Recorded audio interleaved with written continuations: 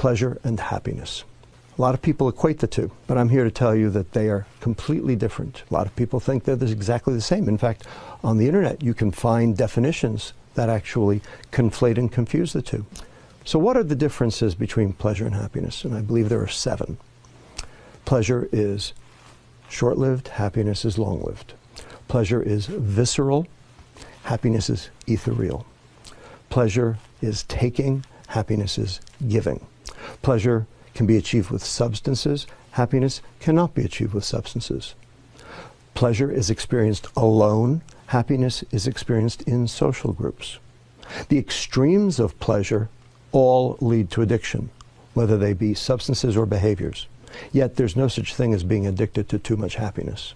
And finally, number 7, most important, pleasure is dopamine and happiness is serotonin. Now, these are 2 biochemicals. These are 2 neurotransmitters. These are 2 chemicals that the brain makes and uses to communicate between one neuron, brain cell, and another.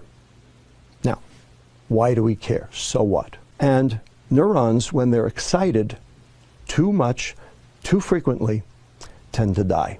So the neuron has a defense mechanism against that. What it does is it reduces the number of receptors that are available to be stimulated in an attempt to try to mitigate the damage.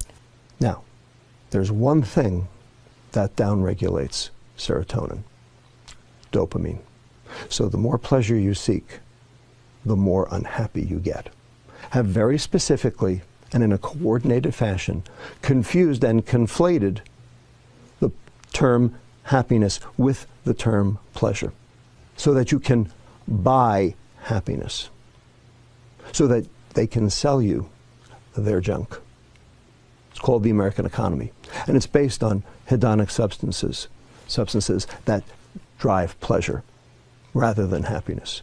And in the process, we have become most decidedly